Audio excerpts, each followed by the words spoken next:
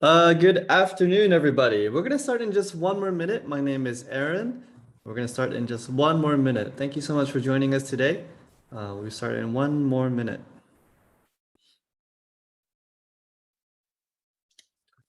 The chat room is open if you want to say hi, you want to say something, or even ask any questions. The chat room is open. If you can navigate to your little chat box, I can see your questions and comments over here.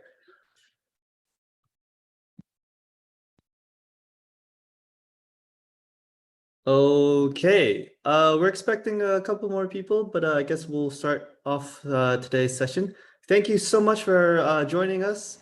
Thank you so much to UNESCO Jakarta for having me. I'm Aaron from Empire Code. We're gonna be going over supporting skills for women innovators. In this segment, we're gonna talk about law and the arts and how, innovation comes from law and the arts. So before I begin, just a little bit about myself. I'm a senior trainer at Empire Code. So we kind of develop a curriculum, technology, computer science related curriculum at our center. And one of the things we do there is also, we're very big into philanthropy. So I'm very big into philanthropy. So we do a lot of workshops throughout the ASEAN area with other big philanthropists. I mostly uh, grew up in Singapore, but I had my education back in the States, and also I lived in Jakarta and Maldives and a couple other places. For my studies, I did politics and government and a little philosophy minor. Okay, so that's just a bit about myself. So before we begin, I'm going to throw in a poll. What we're going to cover today in this webinar is SDGs. Why should we care? Our focus goals for the day, women in innovation, our focus sector, which is going to be the law and arts, industry innovation trends, education, and then we'll do some interactions. And then I'm going to provide some additional reading and additional training. We'll have a Q&A at the end. And of course, a survey about this webinar and a certificate of attendance. So if you're looking for the certificate of attendance, you'd have to fill up the survey at the end of the webinar. I'm going to throw out this poll. Um, by the way, if you have any questions that is important, feel free to throw it in the chat, and our moderator will get to you in just a little bit. But yes, so let me do the poll. Our first poll over here, we have just a little poll to start the session. Answer as accurately as you can, I suppose. So you'll see a little pop-up on your screen. So try answer that.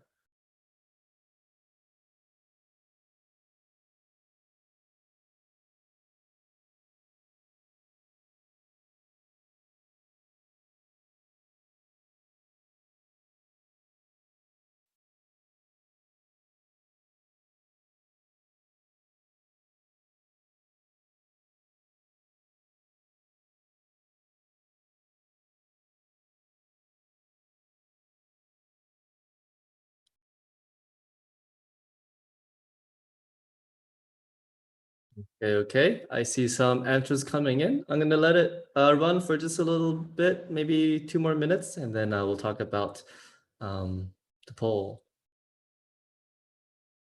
Oh, some of the questions are multiple choice, so you can select just more than one answer if you have, you know.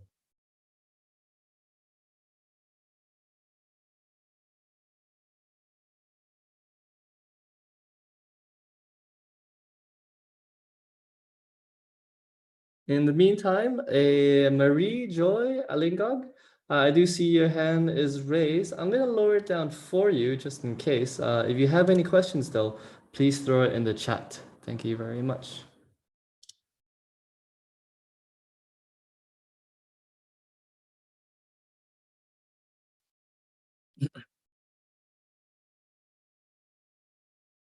Okay. I see I see a lot of feedback coming in, but so I'm going to stop the poll in just 1 more minute.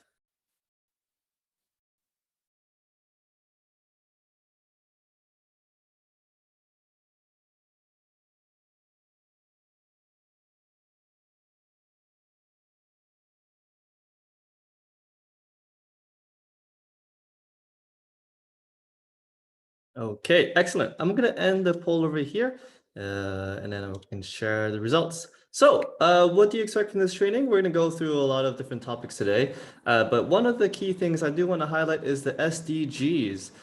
Thankfully, almost everybody answered correctly. This person over here answered incorrectly. It's okay. Sustainable Development Goals. So this is one of the key things that we're going to talk about today and how it affects different industries and how it affects different areas of our lives. But the Sustainable Development Goals, okay? Um, well, actually, so we don't know this yet. We're going to talk about how many years it's going to take us, but we just want to just see what people are guessing. And what do you think are efficient methods to promote women in education? So, of course, the answer would be all of the above, but these are some of the examples that we want to list. I do see that some people are having issues finding this accessing this e-learning platform. I think our moderator is working on it, so give him just a little bit of time. Okay. So, introduction to SDGs. What are SDGs? So I think most of us did answer correctly. So it is these goals to transform our world. So there are 17 established SDGs. The Sustainable Development Goals are a call for action by all countries, poor, rich, middle income, to promote prosperity while protecting the planet. So we recognize that ending poverty and some of these issues must go hand in hand with strategies that build economic growth and address a range of social needs, including education, health, social protection, job opportunities, while tackling climate change and environment protection. So more than ever, these goals are to provide a critical framework for the COVID-19 recovery. So over here on the slides, you can take a look at the 17 SDGs. So these are all the goals that we're trying to accomplish, just to name a couple. No poverty, zero hunger, these are long-term goals, but hopefully we can find a sustainable way of, reaching these goals. But for today, we're going to mainly focus on just a couple of them. These are all important, but for this webinar, we're just going to talk about, I think, 4 of them in particular. So why does it matter? Well, they unlock and empower human, economic, and societal changes. More people around the world are living better lives compared to just a decade ago. More people have access to better healthcare, decent work, and education than ever before. But of course, inequalities and climate change are threatening to undo these changes, undo these gains. Investment in inclusive and sustainable economies can unleash significant opportunities for shared prosperity.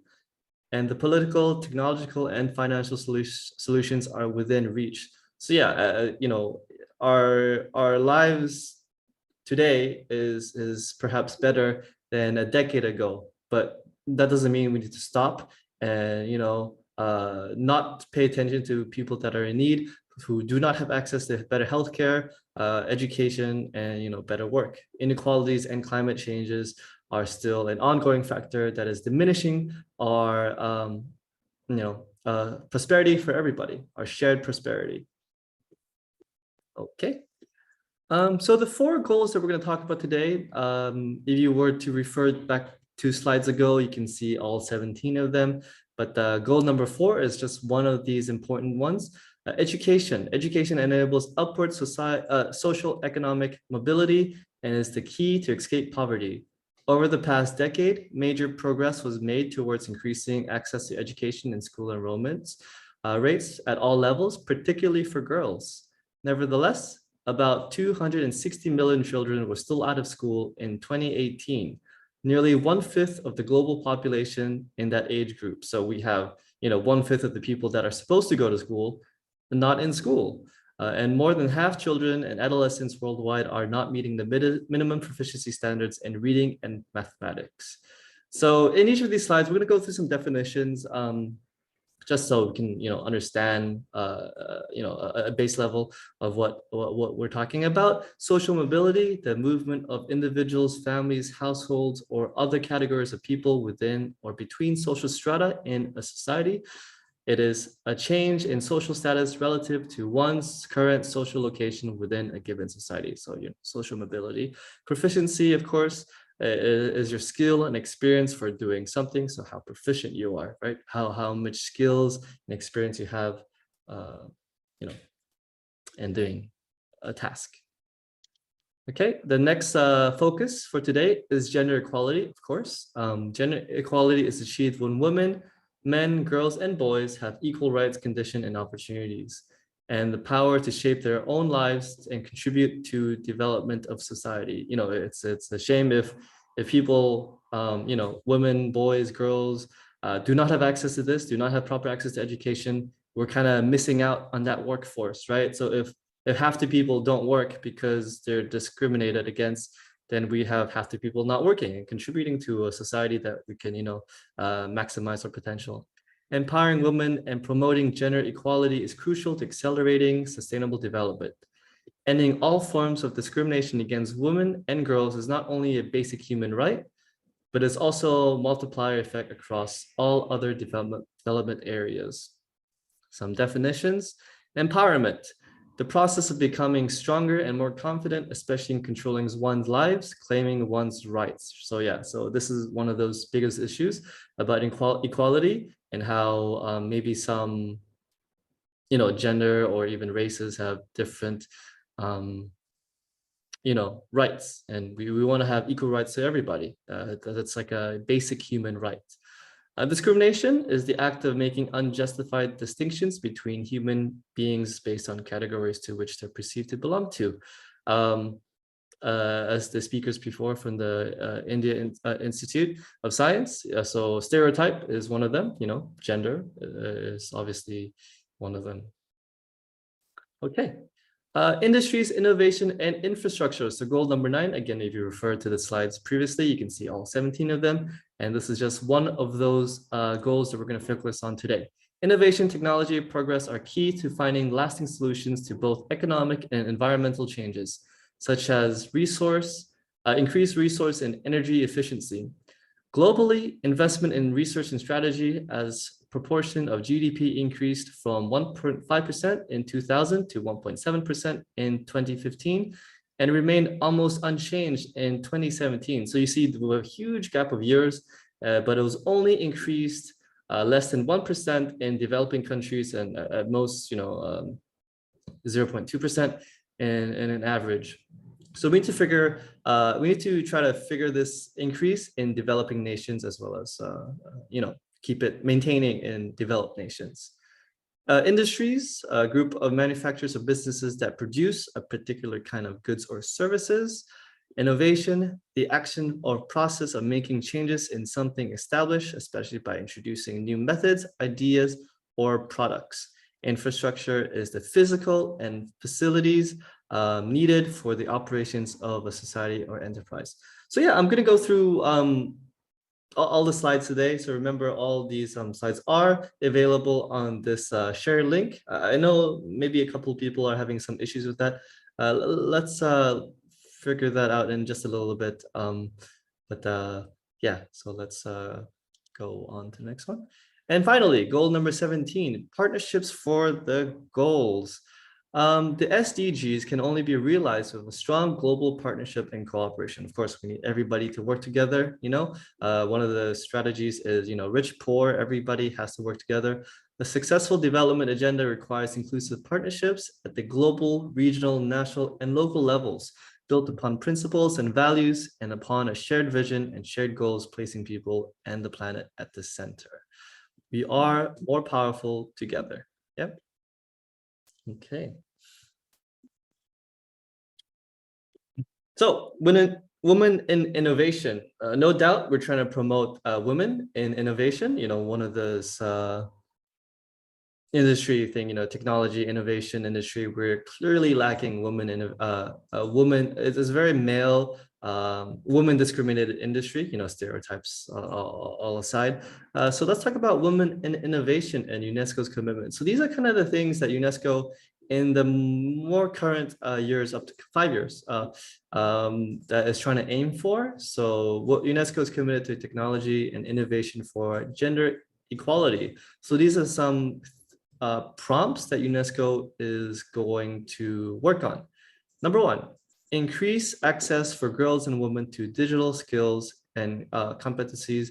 STI and STEM education opportunities, including engineering, computer science, informatics, to ensure gender equality in emerging STI fields such as nanotechnology, engineering, for the SDG and artificial intelligence. So no doubt we want to promote women, as we heard from the speakers previously, in these fields, because there's clearly a lack of them. So I mean, ultimately, we want to encourage all of us here to enter these fields. Provide access to STEM education to at least 2,000 girls a year in Africa through hands-on microscience. Enable at least 2,000 women physicists a year globally under a program, Physicists Without Borders, to take leadership roles among relevant university research programs. So in case you guys don't know, Physicists Without Borders is actually an initiative that is, is trying to promote scientists or even mathematicians or even teachers, as like Teachers Without Borders. It's just like a program to promote, physics or like teaching across the world. Advance the science careers of women, young women scientists, and give visibility to scientific work in all related fields of technology and innovations through his partnerships with L'Oreal, UNESCO, Women in Science program, and the Organization for Women Scientists in Developing Countries. Support member states to review their national STEM education systems from a gender perspective. Develop, monitor, and evaluate gender transformative STI policies and systems, particularly in Africa. So it's just, fighting the inequality and lack of access in some regions, support member states to close the digital gender divide, promote universal digital literacy, and ethical use of AI that is free of gender bias and stereotypes through the implementation of global recommendation on the ethics of AI. So yeah, using AI, there could be a lot of controversies. We're trying to minimize that, and also just to promote digital literacy. Even as Empire Code, we do a lot of these philanthropy work. Regarding digital literacy is one of those most important things. We believe that tech is the future, no doubt, of course. We just want to make sure that everyone is equipped in terms of, physical and, the skills that they need to work in like a technology run world that no doubt will come. Everything is done by computers. How do we upscale people to understand computers, even use programs that we use daily to, secure jobs and propel everyone to the future, essentially. UNESCO would be investing 21 million USD into a lot of these mentioned above of all of this. Okay. So we're gonna have a quick video from this Dr. Ellen Ochoa. She is in NASA.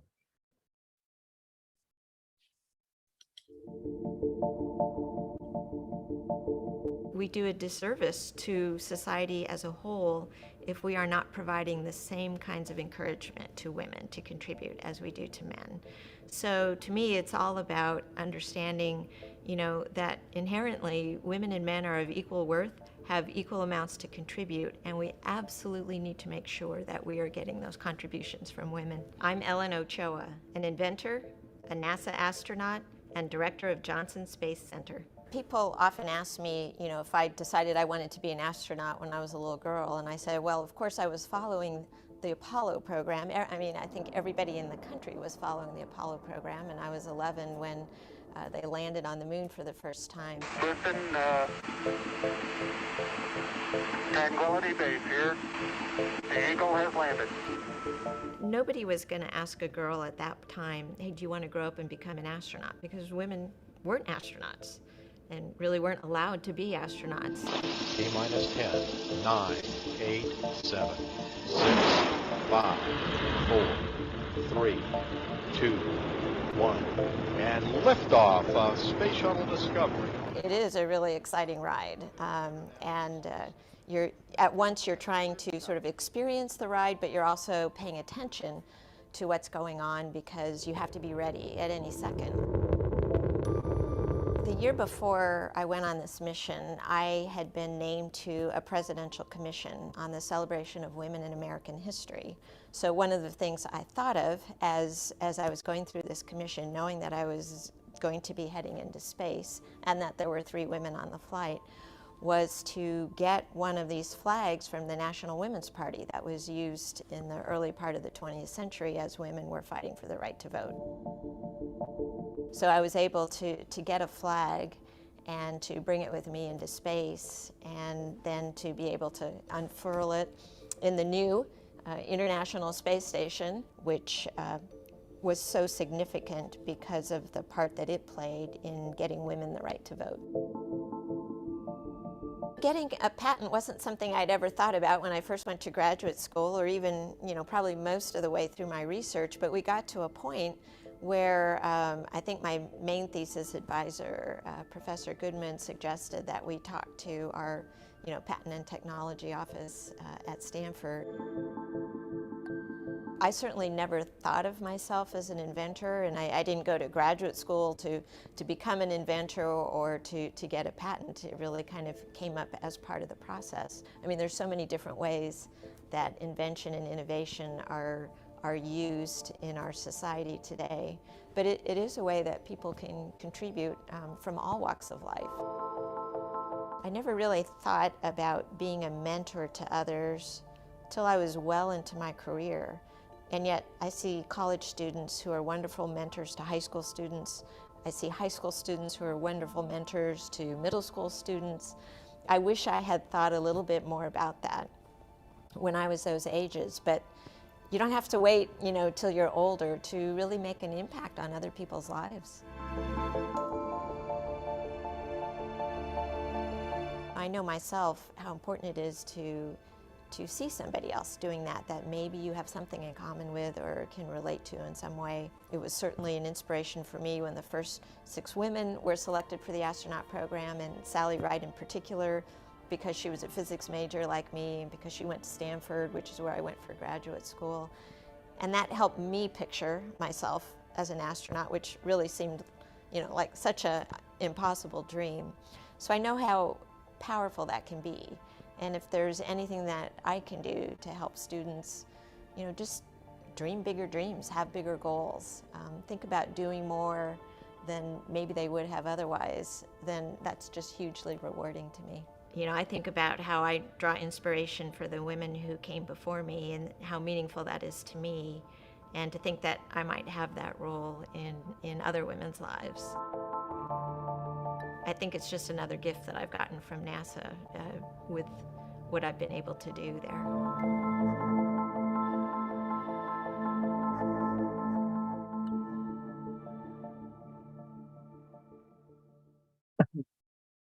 All right, yeah. So I think one of the things I take away from this video is, people are looking for an inspiration, a role model to become something. For example, like if no one was a woman president in, for example, the United States, it's very hard to imagine yourself as becoming the first woman's president of the United States. But after, like, oh, let's say we have a woman's president, then it seems like a more tangible dream, tangible career choice, don't you think? This is just an example. This is just the takeaway I got from this video. Mary, if you have a question, we feel free to drop it in the chat. Okay, next. What is this? So the focus sector for this this webinar is, of course, the law and the arts. The law is a competitive and respected industry known for being intellectually challenging and offering high salaries. The law covers all aspects of society, from buying a house and writing a will to environment policies and business mergers. So, law, it's not just a courtroom thing. It's outside the courtroom to release to your, merging businesses. There's so many things that covers all aspects of day-to-day life. But also, more importantly, we'll get to that in a second. Lawyers advise clients on aspects of all laws, present cases in court proceedings and hearings. Solicitors and barristers are both types of lawyers, but with completely different qualifications. As a solicitor, much time is spent researching case studies, writing legal strategies, and staying up to date with the law. So why is the law considered an art? From Roman times, to 1900s, law was defined as this Latin phrase, the art of the good and the equal, whilst the Renaissance law is defined as true philosophy. So was the queen of liberal arts. Law possesses creative power and imagination, as does arts, and therefore also closely linked to the notion of artifice. So why is law important these days? Well, as technology advances, there's a lot of things, a lot of like uncovered territory of law that is yet to come. For example, we have images, NFTs, Bitcoins. We'll talk about all of this in just a little bit. But with so many like gray areas, even like Facebook and privacy laws, these are things that are not, I mean, now probably more established, but maybe 10 years ago, not at all established. You know what I mean? So these are the things that in this industry, as technology advances, there's areas, job opportunities, excuse me, to to catch up to.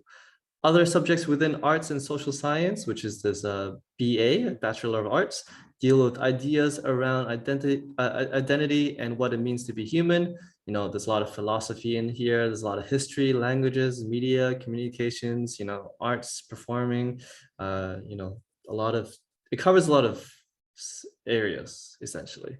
But yes, what or how can one be innovative in this sector? Give me 1 second. I'll stop sharing this quiz because we have a quiz later. Okay, so like I talked about how technology is improving and we have a lot of like gray areas.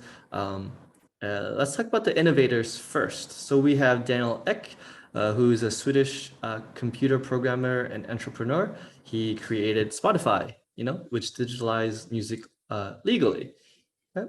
John Oringer, American programmer, photographer, and entrepreneur, best known for Shutterstock. So Shutterstock is, the website where people can upload and share images, and you can buy images legally, I suppose, on this website called Shutterstock. A lot of like places use like stock images. Stock images is, Shutterstock is one example of a place where you can get stock images. Yeah. Reed Hastings, computer scientist, mathematics teacher, and entrepreneur. Netflix, of course. Yeah, Netflix. So yeah, lots of areas where law and arts interact with technology. So I'm not going to read through everything over here, but we have a lot of job options, and not to mention all the things that are potentially not even covered yet. As we, Bitcoin becomes a thing, then we need law for Bitcoins. If NFTs become a bigger thing, we need laws for NFTs. All these areas, you have to look out for. So what kind of job options we have as in law? We have, bankruptcy lawyer, contracts lawyer, corporate lawyer, and so on. In film, we have animation, cinematic production, in film critics, film editing, talk about film history, talk about film theory, visual effects, with all sorts of different options. In music, we have choreographer, dance moves and all that. Musician, teachers, sound designer, sound engineer, technicians, all these job options.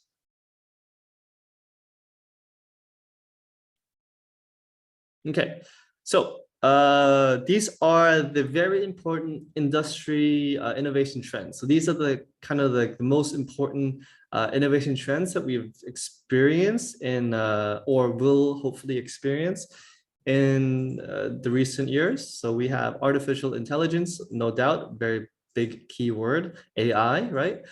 Big data, blockchain, cloud computing, Internet of Things, robotic process automation. So in this segment, this is just a heads up on some of the keywords. If you are not too familiar with all these keywords, this is where I'm going to brief you, show you some videos, show you some links to really understand all these important keywords that is going to be tremendously important in any career that you take, or hopefully in technology, and those will apply.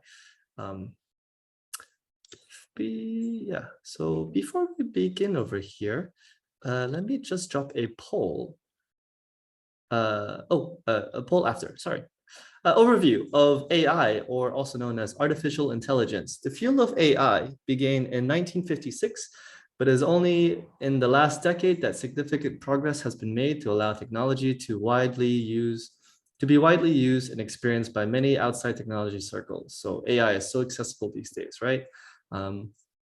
It's fastest growing emerging technologies and describes machines that can perform tasks and previously required human intelligence.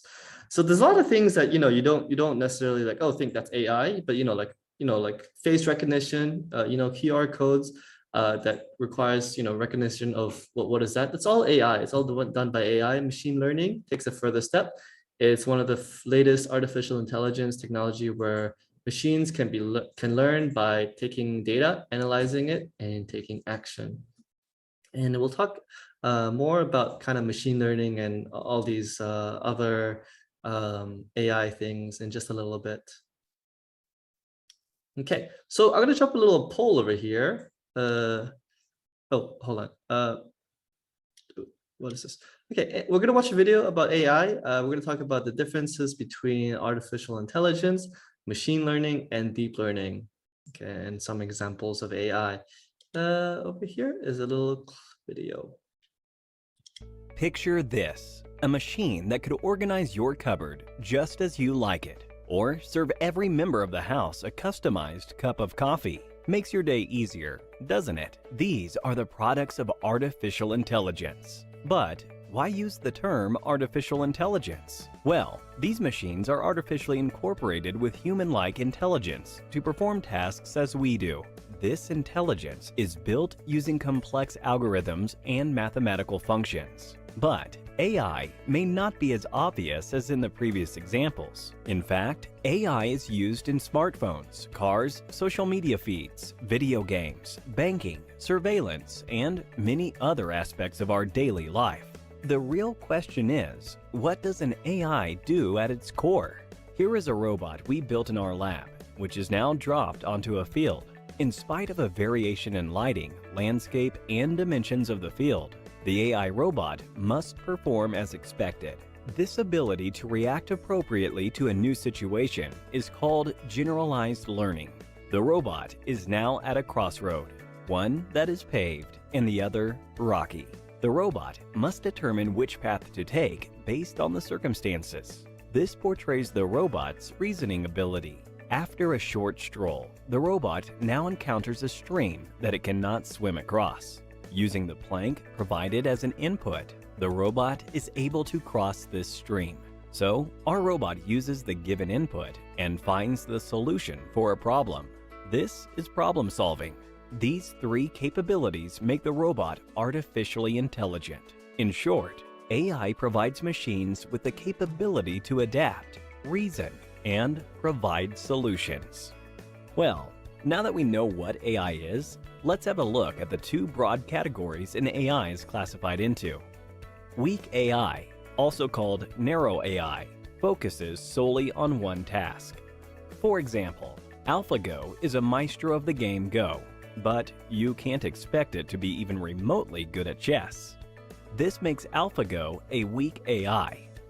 You might say Alexa is definitely not a weak AI, since it can perform multiple tasks.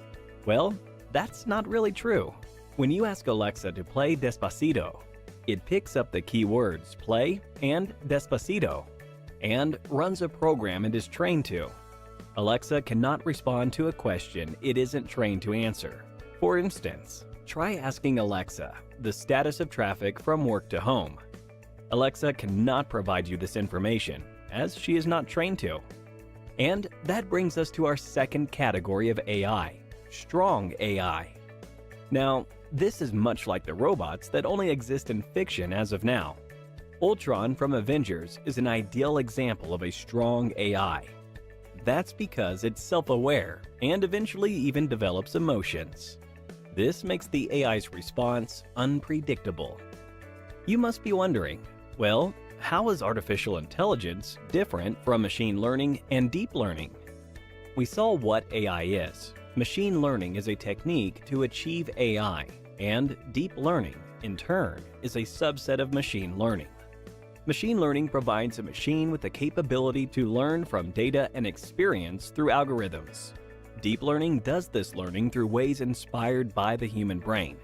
This means through deep learning, data and patterns can be better perceived. Ray Kurzweil, a well-known futurist, predicts that by the year 2045, we would have robots as smart as humans. This is called the point of singularity. Well, that's not all. In fact, Elon Musk predicts that the human mind and body will be enhanced by AI implants, which would make us partly cyborgs. Can you imagine? Can you imagine putting a chip into your brain and then to make you smarter? Okay, let's move on.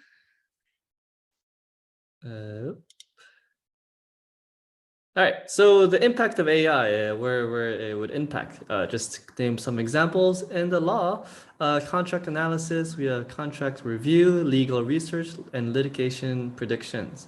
What I've always found fascinating is how the law is supposed to be, objective, kind of like a function where if someone does something bad, we should know the outcome of his sentence, for example. If he does something bad, he goes to jail for 1 year or something. But, it's not always so clean cut like that. There's a lot of other factors to increase or decrease the sentence. Maybe one day AI can calculate definitively what his sentence is like. Just an example. How fascinating would that be? Film and music, animation, and then sound. So how AI could affect, animation and sound. Of course, we already see some of that already happening. Okay. So we have some links over here, how we can get started with this AI. There's some links over here, AI chatbots without programming. So offered by IBM on edX. AI for Everyone, offered by deeplearning.ai on Coursera. AI Foundations for Everyone Specialization, offered by IBM on Coursera. Computer Science for AI, offered by Harvard University on edX. Learn with Google AI, offered by Google Education. So, these big name companies are trying to push out AI accessible for everybody.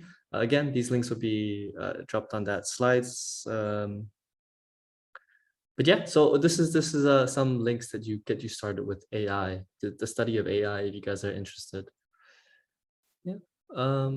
In terms of the art side of it, art, creativity, and the potential of AI by ResearchGate. Artificial intelligence, implications for legal profession, adversarial process and rule of law by University of Oxford. Elon Musk, a video of Elon Musk on AI. The film industry leaps into artificial intelligence, scope and challenges by the filmmakers. Just a little article about AI and filmmakers. And what is artificial intelligence exactly by Cold Fusion? Just a video to give you some insight about AI. Okay, so before we move into big data, can I get a little poll? Finally, I know I've been talking about this poll for a long time, but here we go. I'm gonna launch this poll and just answer these very two simple questions.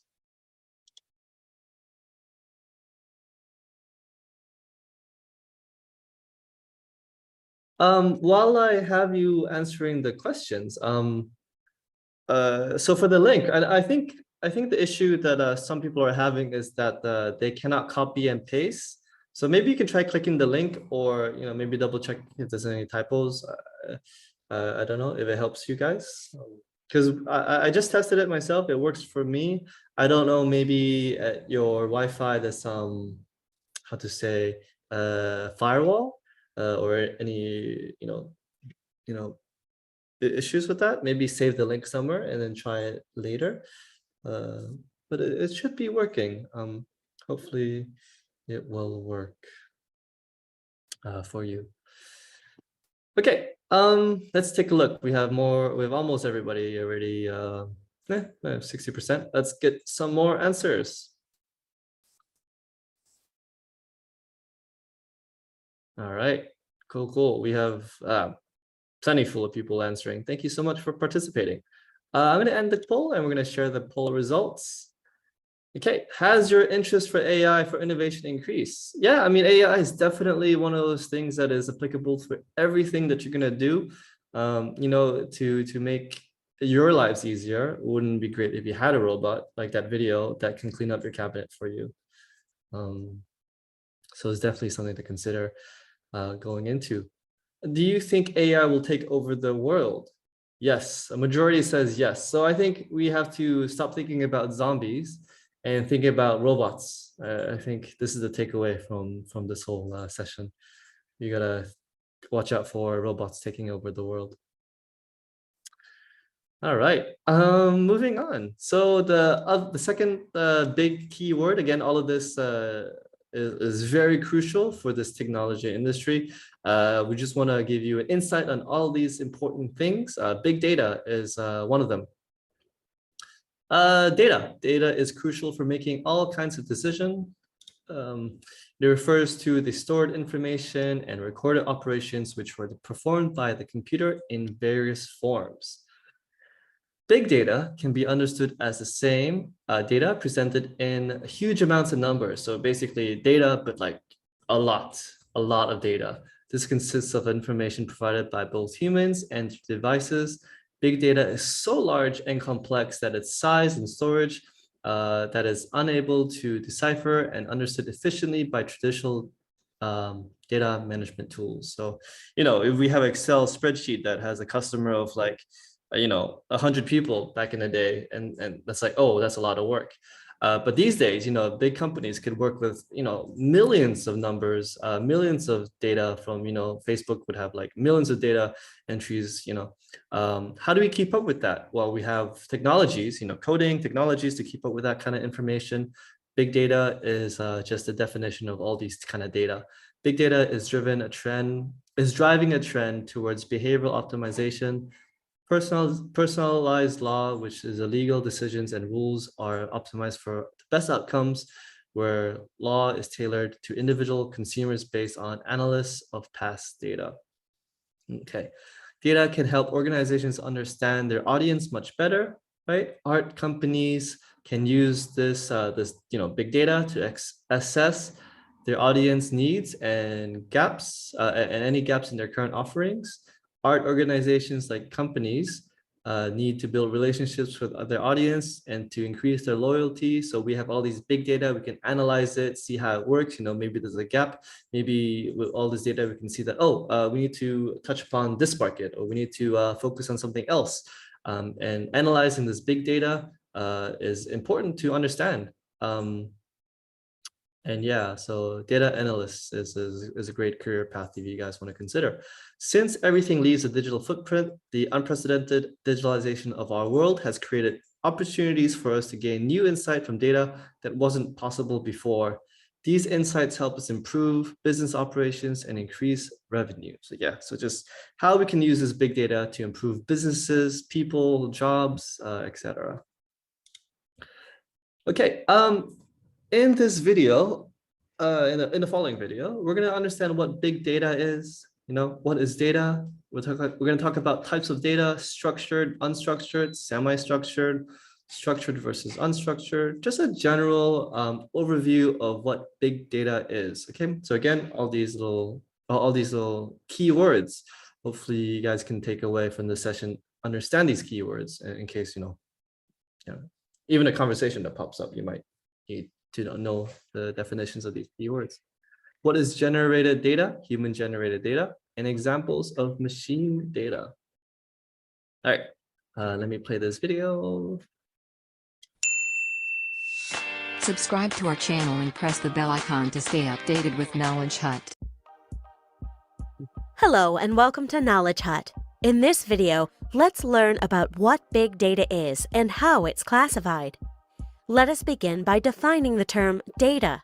If you do a quick Google search, then you will find that data is defined as the qualities, characters, or symbols on which operations are performed by a computer, which may be stored and transmitted in the form of electrical signals and recorded on magnetic, optical, or mechanical recording media.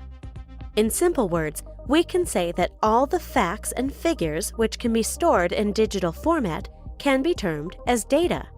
All the text, numbers, images, audios, videos stored in our phones and computers are some examples of data. They are all digitally stored and comprised of zeros and ones. Please remember that data is a plural term. The singular term for data is datum. The concept of big data is nothing complex. As the name suggests, big data refers to copious amounts of data, which are too large to be processed and analyzed by traditional tools. Since the amount of big data increases exponentially, more than 500 terabytes of data are uploaded to Facebook's database alone in a single day. It represents a real problem in terms of analysis. So you may be thinking that if this big data is so problematic, then why is everyone so obsessed about it? Well, the answer lies in the benefits it provides. Here are some real-world examples of the ways in which big data is used. Netflix collects user behavior data from its more than 100 million customers. This data helps Netflix in understanding what every individual customer wants to see. Based on the analysis, it recommends movies and TV shows which the viewer will love to watch. As a result, the customer is happy because he is getting what he likes without even searching for it. And Netflix is happy because it has delighted its customers, which will result in higher customer retention. Credit card companies collect and store the real-time data of when and where the credit cards are being swiped. This data helps them in thwarting fraud detection. Suppose a credit card is used at location A for the first time. Then, after 2 hours, the same card is being used at location B, which is 5,000 kilometers away from location A. Now, it is practically impossible for a person to travel 5,000 kilometers in 2 hours, and hence it becomes clear that someone is trying to fool the system. These were just two examples. Big data has hundreds of different applications in hundreds of different fields, be it banking, communication, healthcare, media, advertising, manufacturing, transportation, and retail. Big data can be used everywhere, and this is why more and more businesses are trying to harness its power. Classification is essential for the study of any subject. So big data is widely classified into three main types, which are structured, unstructured, and semi-structured data. Structured data. Structured data is used to refer to the data which is already stored in databases in an ordered manner. It accounts for about 20% of the total existing data and is used the most in programming and computer-related activities. There are two sources of structured data: machines and humans. All the data received from sensors, web logs, and financial systems are classified under machine-generated data. These include medical devices, GPS data, data of usage statistics captured by servers and applications, and the huge amount of data that usually move through trading platforms, to name a few. Human-generated structured data mainly includes all the data that humans input into computers, such as names and other personal details. When a person clicks a link on the internet or even makes a move in a game, data is created. This can be used by companies to figure out their customers' behavior and make the appropriate business decisions and modifications. Unstructured data. While structured data resides in the traditional row-column databases, unstructured data is the opposite. They have no clear format in storage. The rest of the data created, about 80% of the total, account for unstructured big data. Most of the data a person encounters belong to this category, and until recently, there was not much to do except storing it or analyzing it manually. Unstructured data is also classified based on its source. machine-generated or human-generated. Machine-generated data accounts for all the satellite images, the scientific data from various experiments, and radar data captured by various facets of technology. Human-generated unstructured data is found in abundance across the internet, since it includes social media data, mobile data, and website content. This means that the pictures we upload to Facebook or Instagram handle, the videos we watch on YouTube, and even the text messages we send, it all contributes to the gigantic heap that is unstructured data. Semi-structured data. The line between unstructured data and semi-structured data has always been unclear, since most of the semi-structured data appear to be unstructured at a glance.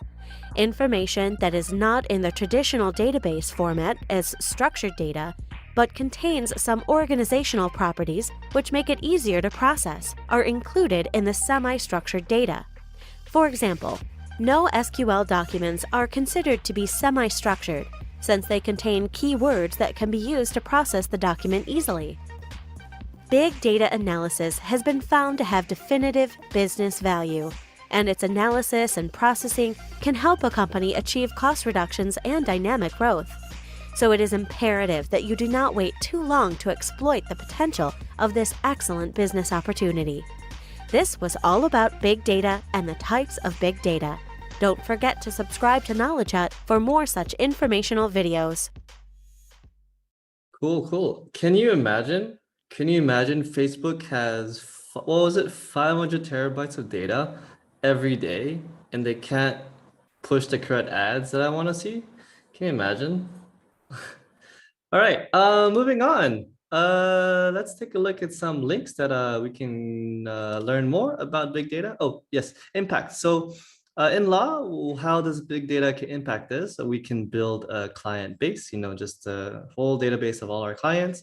Fasten courtroom procedures, serves as evidence, transport operations. I don't know if anyone has heard of something called LexisNexis. Lexis.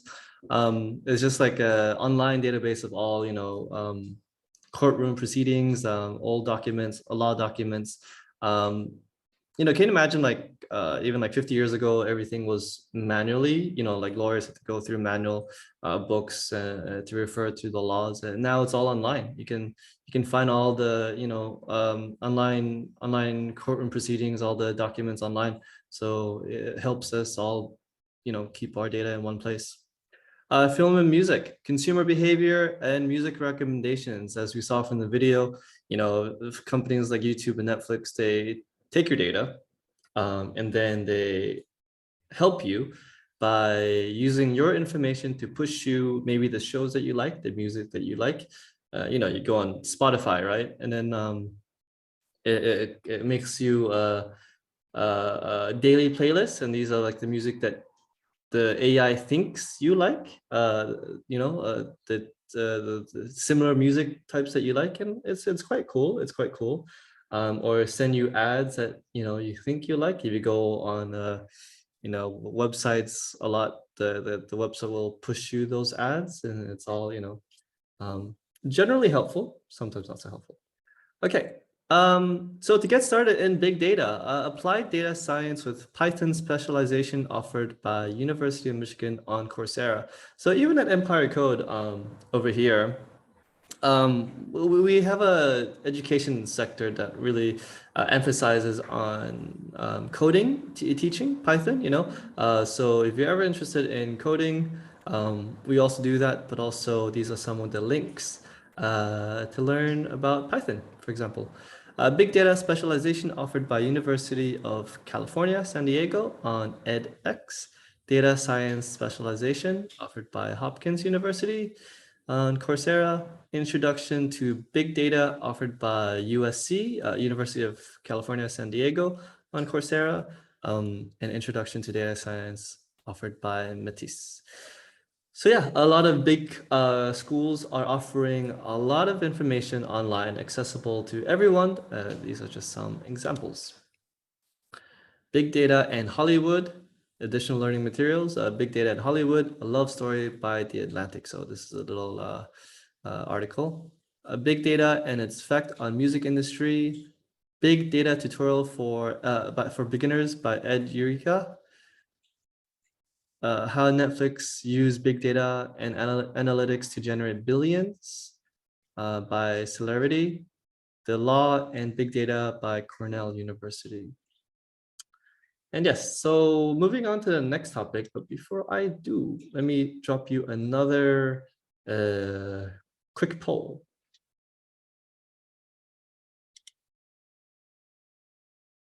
Oh yes, or Roxanne saying the products you have searched ads will automatically show up. Yeah, but sometimes have you ever realized like if you say something like, let's say London travel, and then like suddenly Instagram will pop up like ads to London traveling ads like flight to London. How creepy is that? So I guarantee you, like maybe after this session, you just say, I want to go to the UK, and then like you're gonna see ads for the UK. Like, what's going on here? It's kind of creepy, isn't it? But yeah, generally you get these Netflix. I mean, products that you search for, it will pop up in your ads on the side and stuff like that. Yeah, okay. Let me post out this poll on big data. So, do you think understanding big data is important? And number two, would you like to learn programming, computer programming to analyze big data?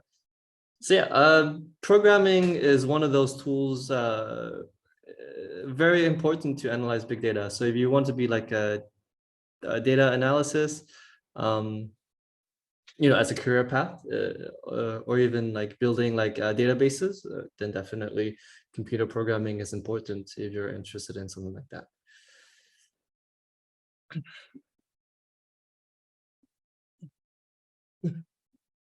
Quick responses. Wow, more than half already responded. Okay.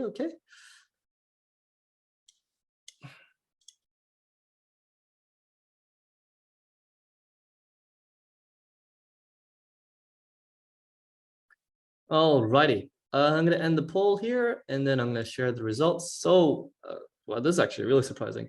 Everyone says big data is important, and I do feel big data is important. It transcends every industry. If you want to work for a marketing company, obviously that's important. A tech company, that's important. Any of the Facebook, LinkedIn, any of these companies understand that big data is very important. Even restaurants, even game companies, everyone understands that it is important. Yeah. So would you like to learn computer programming to analyze big data? Yeah. So majority said yes, and I do encourage you. I mean,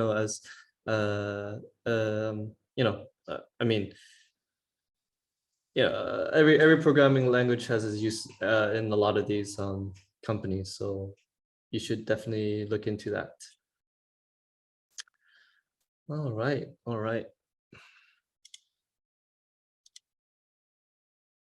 Blockchain, one of those buzzwords, isn't it? Blockchain, so it's a system of recording information in a way that makes it difficult or impossible to change, hack, or cheating the system. A distributed ledger, also known as a blockchain, is a highly secure database. It secures it, stores it accurately, records data, which has broad applications in accounting and financial records. Some advantages of blockchain include enabling smart contracts, protecting and transferring ownership of assets, and verifying people's identities and credentials. So you might hear blockchain a lot recently with Bitcoin, but it's not only associated to Bitcoins and stuff like that. We're going to talk about it right now.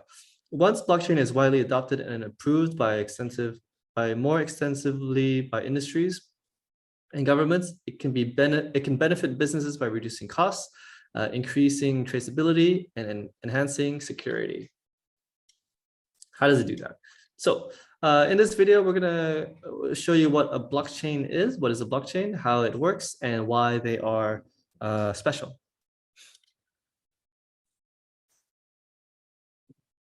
Blockchains are incredibly popular nowadays. But what is a blockchain? How do they work? What problems do they solve? And how can they be used? Like the name indicates, a blockchain is a chain of blocks that contains information. This technique was originally described in 1991 by a group of researchers and was originally intended to timestamp digital documents so that it's not possible to backdate them or to tamper with them, almost like a notary. However, it went by mostly unused until it was adapted by Satoshi Nakamoto in 2009 to create the digital cryptocurrency Bitcoin. Now, a blockchain is a distributed ledger that is completely open to anyone. They have an interesting property. Once some data has been recorded inside a blockchain, it becomes very difficult to change it. So how does that work? Well, let's take a closer look at a block. Each block contains some data, the hash of the block, and the hash of the previous block. The data that is stored inside a block depends on the type of blockchain. The Bitcoin blockchain, for example, stores the details about a transaction in here, such as the sender, receiver, and the amount of coins. A block also has a hash. You can compare a hash to a fingerprint. It identifies a block and all of its contents, and it's always unique, just as a fingerprint. Once a block is created, its hash is being calculated. Changing something inside the block will cause the hash to change. So in other words, hashes are very useful when you want to detect changes to blocks. If the fingerprint of a block changes, it no longer is the same block. The third element inside each block is the hash of the previous block. And this effectively creates a chain of blocks, and it's this technique that makes a blockchain so secure. Let's take an example. Here we have a chain of 3 blocks. As you can see, each block has a hash and the hash of the previous block. So block number 3 points to block number 2, and number 2 points to number 1. Now the first block is a bit special. It cannot point to previous blocks because, well, it's the first one. We call this block the Genesis block. Now let's say that you tamper with the second block. This causes the hash of the block to change as well. In turn, that will make block 3 and all following blocks invalid because they no longer store a valid hash of the previous block. So changing a single block will make all following blocks invalid. But using hashes is not enough to prevent tampering. Computers these days are very fast and can calculate hundreds of thousands of hashes per second. You could effectively tamper with a block and recalculate all the hashes of other blocks to make your blockchain valid again. So to mitigate this, blockchains have something that is called proof of work. It's a mechanism that slows down the creation of new blocks. In Bitcoin's case, it takes about 10 minutes to calculate the required proof of work and add a new block to the chain. This mechanism makes it very hard to tamper with the blocks because if you tamper with one block, you'll need to recalculate the proof of work for all the following blocks. So the security of a blockchain comes from its creative use of hashing and the proof of work mechanism. But there is one more way that blockchains secure themselves, and that is by being distributed. Instead of using a central entity to manage the chain, blockchains use a peer-to-peer network and everyone is allowed to join. When someone joins this network, he gets a full copy of the blockchain. The node can use this to verify that everything is still in order. Now, let's see what happens when someone creates a new block. That block is sent to everyone on the network. Each node then verifies the block to make sure that it hasn't been tampered with. And if everything checks out, each node adds this block to their own blockchain. All the nodes in this network create consensus. They agree about what blocks are valid and which aren't. Blocks that are tampered with will be rejected by other nodes in the network. So to successfully tamper with a blockchain, you'll need to tamper with all the blocks on the chain, redo the proof of work for each block, and take control of more than 50% of the peer-to-peer network. Only then will your tampered block become accepted by everyone else. So this is almost impossible to do. Blockchains are also constantly evolving. One of the most recent developments is the creation of smart contracts. These contracts are simple programs that are stored on the blockchain and can be used to automatically exchange coins based on certain conditions. More on smart contracts in a later video. The creation of blockchain technology piqued a lot of people's interest. Soon others realized that this technology could be used for other things, like storing medical records, creating a digital notary, or even collecting taxes. So now you know what a blockchain is, how it works on a basic level, and what problems it solves. Want to learn how you can implement a simple blockchain in JavaScript? Then check out this video here. And as always, thank you very much for watching. Okay, so that video was a bit technical, but basically blockchains are a data, but like it's more secure and more difficult to change, to edit. But the impact of blockchain. So in law, chain of custody, financial transactions, how important they are, property rights, and smart contracts. In law and arts, we have IPs, intellectual property.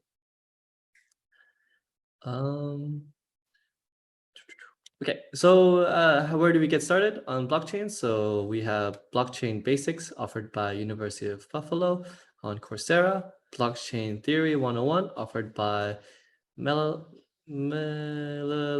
Swain on Udemy. I don't know why I can't pronounce that. Blockchain specialization offered by the University of Buffalo again on Coursera. Blockchain understanding its uses and implications offered by the Linux Foundation on edX. Introduction to enterprise blockchain offered by 101 blockchains. Yeah, if you guys have any questions, please feel free to throw in the Q&A. I do see a couple over there, but maybe I will save them for later. Yeah, so additional learning materials, an introduction to smart contracts and the potential to inherit limitations by Harvard Law School. Blockchain, a comprehensive solution for film production and distribution by SMPTE. Blockchain and procedural law symposium papers. So there's a collection of papers by Stanford Journal of Blockchain and Law and Policy. Importance of legal framework in smart contracts. So more on smart contracts over here by ResearchGate. Smart contracts, the new form of legal agreements by ResearchGate. So smart contracts may be another keyword that is useful. All right, so blockchain. Let me launch the poll as usual. Number 1, can blockchain be used in any industry? Number 2, is blockchain a distributed ledger? Quiz. This is more like a quiz.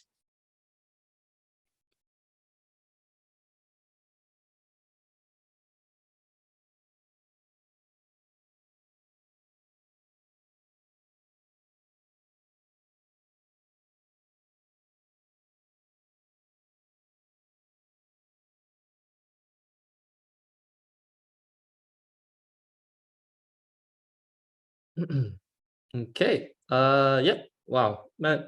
I'm glad everyone is replying this. I'm so glad. I'm gonna close the poll over here. I know some people are still, answering and thinking about the questions, but let me end it here. Just save some time. Okay. So let me share my results. Can blockchain be used in any industry? I think the idea is that blockchain will eventually be able to be used in any industry because we have data for all sorts of industries, right? You're in marketing, you're in technology, even restaurants.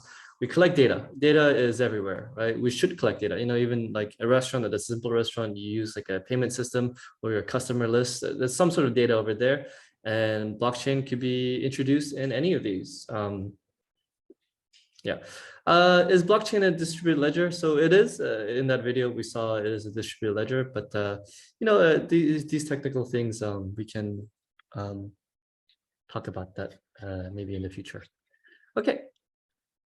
So next, let's talk about cloud computing. No doubt we are quite familiar with all our cloud services, our iPhones and Android devices, Microsoft OneDrive, all these sorts of cloud devices. And we kind of think like, oh, wow, cloud devices are amazing. We can access our information anytime, anywhere. Companies with offices globally are now able to share on the same system, making data sharing efficient. So you upload something on, Google Drive or Microsoft OneDrive, and it's accessible immediately by another person on a different computer. How easy that is. Edge computing, where the computing happens right where the data is collected, not in the cloud, has also grown. Faster technologies such as 5G, cellular technologies are allowing edge computing systems to accelerate the creation or support of real-time technologies such as video processing and analytics. So I think the idea here is not just having the data and then analyzing of the data, but it could be happening real time. So with faster internet connection, better capabilities of our technologies and computing systems, perhaps we can see more of this. When quantum computing is fully adopted, it will catapult our computing power exponentially. Quantum computers perform calculation based on probabilities of an object state before it is measured. Quantum computing will be able to provide services and solve problems that weren't possible with traditional computers. We're going to watch a video about quantum computing, I believe, and maybe it will answer what that is. Okay, so let's take a look at the video. So we're watching two videos. First video is about cloud computing, the advantages of cloud computing, how it differentiates from traditional web hosting.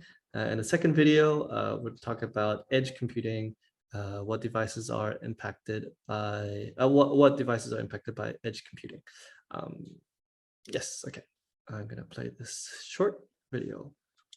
Technically, most of it isn't cables under the ocean, but, well, you get the idea. The internet is synonymous with the cloud. At the consumer level, it usually refers to photo, video, or document storage, like iCloud, OneDrive, or Dropbox, that can be accessed from anywhere. But cloud computing actually refers to anything that involves delivering services over the internet, as opposed to hardware or software installations on individual devices. It all divides into three services: platform as a service, infrastructure as a service, and software as a service. Platform as a service is a model in which a third-party provider hosts app development platforms and tools on its own infrastructure, available to customers over the internet. PaaS models are used for general software development. Infrastructure as a service providers host servers, storage, and other individualized resources over the internet. IaaS offers a variety of storage and memory options for any workload need. And most commonly encountered at the consumer level, software as a service is software distribution from a third-party provider, making applications available over the internet, like Microsoft Office 365 for productivity and email, or Salesforce and NetSuite for enterprise use. A cloud can be public, selling services to anyone on the internet, or private, supplying services to select individuals. Offerings include Amazon Web Services, Microsoft Azure, IBM Cloud, and Google Cloud Platform. In the end, all cloud services share the same goal: to provide easy, scalable access to resources and services. Specific benefits include self-service provisioning, elasticity, pay-per-use, workload resilience, and migration flexibility. Okay, cloud computing. And then edge computing.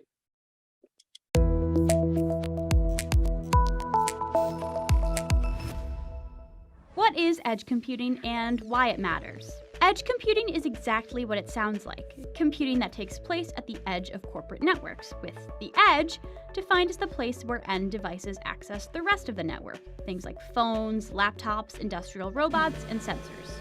The edge used to be a place where these devices connected so they could deliver data to and receive instructions and download software updates from a centrally located data center or the cloud. Now, with the explosion of the Internet of Things, that model has shortcomings. IoT devices gather so much data that the sheer volume requires larger and more expensive connections to data centers and the cloud. The nature of the work performed by these IoT devices is also creating a need for much faster connections between the data center or cloud and the devices.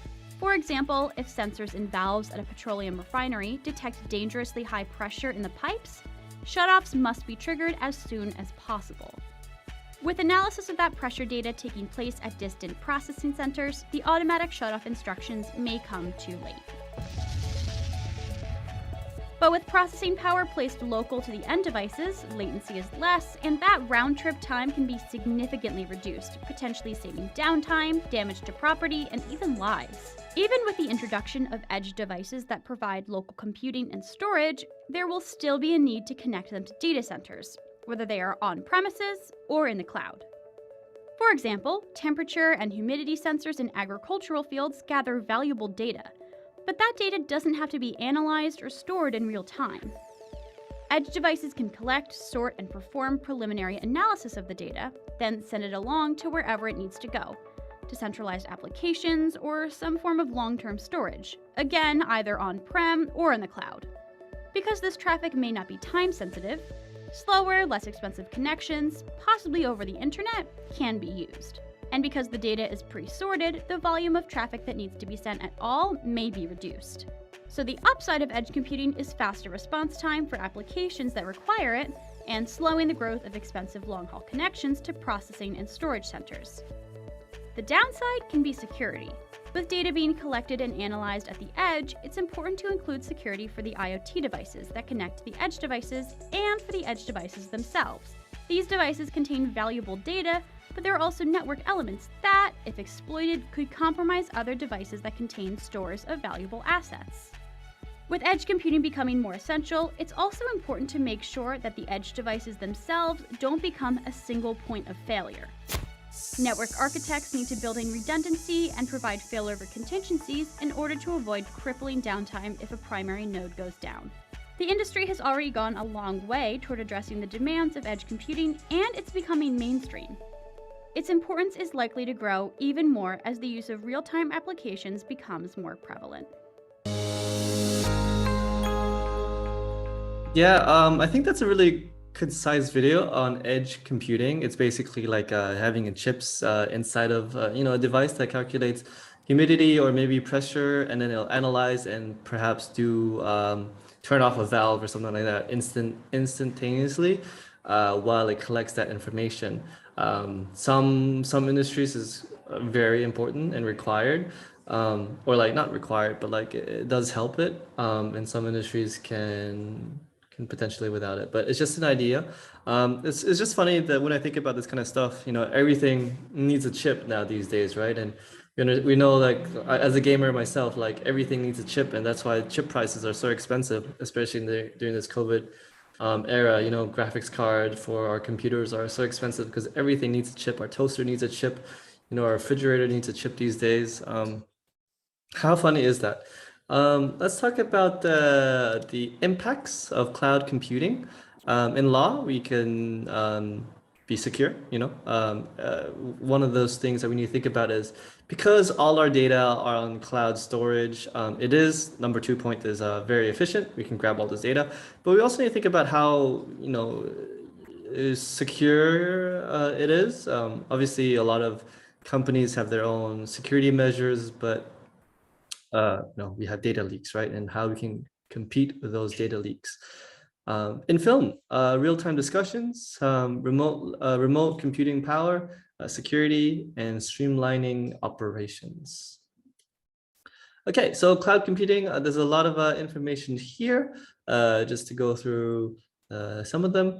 Business considerations for edge computing offered by the Linux Foundation on edX.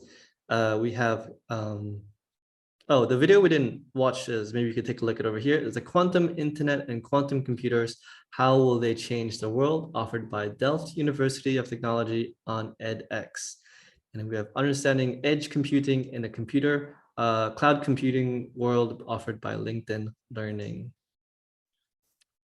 Yeah, so hopefully you guys have LinkedIn, and then there's a lot of free lessons on LinkedIn. So please check it out. Additional learning materials, cloud computing and the digital music commodity by First Monday. Netflix edge computing can streamline TV and film production by data center frontier. What's really cool is maybe this is a little bit irrelevant, but again, as a gamer myself, like cloud gaming is such a big thing. Well, it was kind of big like maybe 2 years ago, but maybe technology has not advanced to a point where it could continue. So like instead of having a good computer, like a lot of places, a lot of people, maybe they don't have the best specs for the computer. So what companies do is they put the game on top of inside of a cloud system, and you play remotely, just like the way you play on you watch Netflix. So you don't have to have your DVD devices on you don't have to have a physical thing that plays the movie. You could have your game like a PS4 game or a PC game in this cloud computing. There's a lot of companies that do that. Steam does it, in case you guys are familiar, and you can play the game like how you watch a movie. If you press W on your computer, it'll send that information to like the Steam cloud, and then it'll make you move in that game. So it's cloud gaming. I think that's really fascinating. Yeah. Google also has its own, I forgot what the name is called, but Steam and Google are working on that kind of stuff. How to get started in quantum computing by Nature. The impact of cloud computing technology on legal infrastructure within internet, focusing on the protection of information privacy. So yeah, cloud computing has a lot of issues with the legal infrastructure, right? Internet, we need privacy. A lot of talks have been done on that. What is edge computing and why does it matter? So this is just a general thing about edge computing. Okay. So before we move on to the Internet of Things, which is another key word that we want to talk about today, cloud computing. Over here, we have a little poll. Excuse me. Is cloud computing important for industry growth? Yeah. And then number 2, cloud computing is essential for working remotely. Question.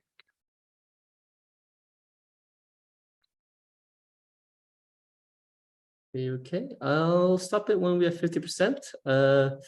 Yeah, well, everyone's answering really quickly. Okay, I'm gonna stop it at 50% though. Let's take a look.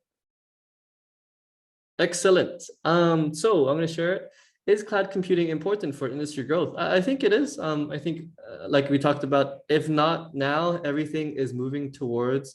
Everything has a chip these days. One day our toaster, if not already, will tell you, oh, this toast is overburnt, and it'll just pop up itself. I mean, because right now there's a timer toaster. It's like 3 minutes. You time 3 minutes for the toaster, but maybe it has an AI that can identify how toasty you want the toast to be, and it'll pop up when it's a perfect toastiness. You know what I mean? So it's not timed, because different beds maybe have different toastiness, time to make it toasty, but maybe it has an AI that identifies, oh, this is a good toast, and it's gonna pop up. How crazy is that?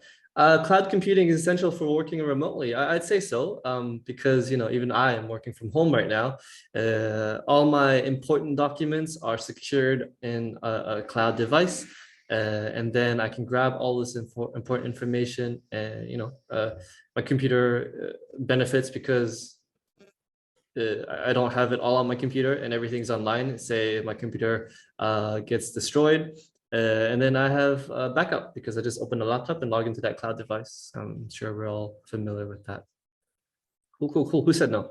But anyway, moving on. So overview of Internet of Things. It describes networks of physical objects, things that have sensors, software, and other technologies, exchanging data with other devices and systems over the internet. Today, people are used to having vast amounts of data flying through the airwaves all around them, as they are constantly connected to Wi-Fi, 4G networks. As smart devices become more common in homes, people are also beginning to see the practical potential of being able to link multiple devices together. Yeah, so Wi-Fi is a powerful thing. You guys ever heard of smart lights and devices? So I just moved to my new place, and I kind of find it fascinating, something I'm trying to explore. You can say, hey Google, or hey Alexa, turn on the lights, and it just turns on the lights for you. Or you can set timers, at 7 a.m. it will turn on the lights for you. So it's just combining everything with internet and artificial intelligence, everything like our toaster, but not really. But okay, in this video, we're gonna talk about what is Internet of Things, some basic concepts, and how it influences our lifestyle. In the second video, we're going to talk more about intelligence of things and how AI infused with everyday objects will transform our experience of the world, which is, how I talked about. One really cool thing I recently found out, Ray-Ban is like last week started selling these sunglasses that you can video record on their sunglasses. I think that's a really cool innovation. I mean, it's one of those things we've seen before about 10 years ago by Google, but I think it's a really practical thing these days. Yeah, let's watch this quick video on the Internet of Things. The Internet of Things, or IoT, is influencing our lifestyle from the way we react to the way we behave. From air conditioners that you can control with your smartphone, to smart cars providing the shortest route, or your smartwatch which is tracking your daily activities. IoT is a giant network of connected devices. These devices gather and share data about how they are used and the environment in which they are operated. It's all done using sensors. Sensors are embedded in every physical device. It can be your mobile phone, electrical appliances, vehicles, barcode sensors, traffic lights, and almost everything that you come across in day-to-day life. These sensors continuously emit data about the working state of the devices. But the important question is, how do they share this huge amount of data and how do we put this data to our benefit? IoT provides a common platform for all these devices to dump their data and a common language for all the devices to communicate with each other. Data is emitted from various sensors and sent to IoT platforms securely. IoT platform integrates the collected data from various sources. Further analytics is performed on the data and valuable information is extracted as per requirement. Finally, the result is shared with other devices for better user experience, automation, and improving efficiencies. Let us look at a scenario where IoT is doing wonders. In an AC manufacturing industry, both the manufacturing machine and the belt have sensors attached. They continuously send data regarding the machine health and the production specifics to the manufacturer to identify issues beforehand. A barcode is attached to each product before leaving the belt. It contains the product code, manufacturer details, special instructions, etc. The manufacturer uses this data to identify where the product was distributed and track the retailer's inventory. Hence, the manufacturer can make the product running out of stock available. Next, these products are packed and parceled to different retailers. Each retailer has a barcode reader to track the products coming from different manufacturers, manage inventory, check special instructions, and many more. The compressor of air conditioner has an embedded sensor that emits data regarding its health and temperature. This data is analyzed continuously, allowing the customer care to contact you for the repair work in time. This is just one of the million scenarios. We have smart appliances, smart cars, smart homes, smart cities, where IoT is redefining our lifestyle and transforming the way we interact with technologies. The future of IoT industry is huge. Business Insider Intelligence estimates that 24 billion IoT devices will be installed by 2020, and IDC predicts that IoT revenue will reach around 357 billion in 2019, resulting in a lot of job opportunities in the IT industry. Want to become a part of the IoT revolution? Come and master IoT with Edureka. Yeah, IoT, right? So we have everything connected. What a fascinating topic. Moving on to intelligence of things. Now, I want to give you guys a quick thing about this video. It's a bit dramatic, but I think some of the points of this guy is really well made. But I feel like the editing is very dramatic, but I'm just going to give you guys a warning. Here you go.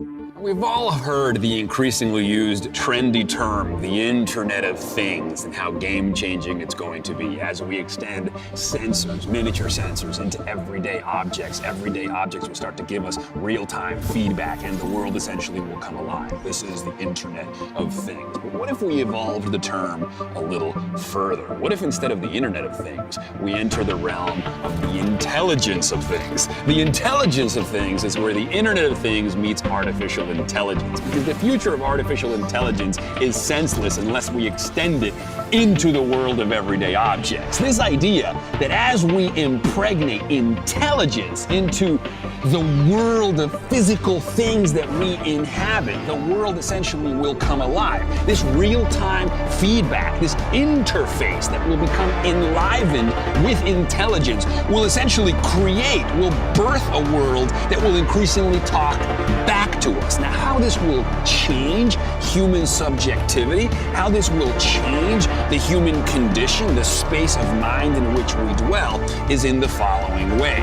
Increasingly, we'll dovetail our minds to the world, right? And as the world starts talking back, the distinction between self and world will start to disappear. The external space, the external world will increasingly start to feel like an extension of our mind, like an extension of our agency, which will bleed over into a world of predictability, a world that will know what we want before we want it, a world of serendipity, a world in which you look for something, you find something else, and you realize that what you found was more conducive to your needs than what you thought you were looking for. We're talking about a world optimized for human creativity and human enterprise, a world that is responsive, a world that is alive, a world that is intelligent. As I imagine, so it becomes, and this is the very essence of magic. Now, you're pumping all this data, you're pumping all this AI into sensors, into the world of everyday objects, and again, you birth a world, the intelligence of things. The mind will have fully turned itself inside out. We will be inhabiting the condensation of human imagination.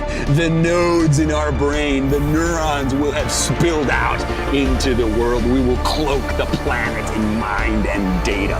This, my friends, is a singularity of mind and meaning. When everything becomes linked with everything else, matter becomes mind. This is the intelligence of things. All right. Okay, so intelligence, Internet of Things, impact in film, data gathering, strengthening security. In arts, we have concert emissions and wearable devices, impacts the industries. For the Internet of Things, I've listed some of the links over here. Internet of Things offered by IBM. Introduction to the Internet of Things offered by Stanford School of Engineering. Introduction of Internet of Things offered by Curtin University. Introduction to the Internet of Things offered by University of California, Irvine. IoT devices offered by University of Illinois on Coursera. Okay, so this is the 5th out of 6 keywords that we are going through today. Let me just launch this poll.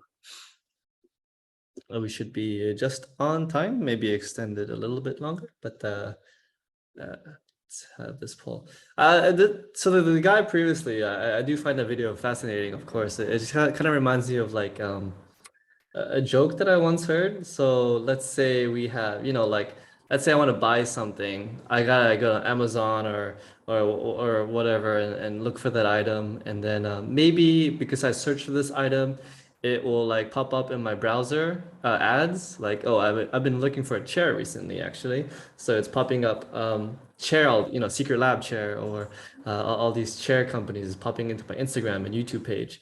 But then like, can you imagine like I get this chair before I even thought about this chair? Like it's already like suddenly I wake up in the morning and the chair is like delivered to me because I knew I was gonna get it. Can you imagine that? Like it already charged my card, like just tick my card.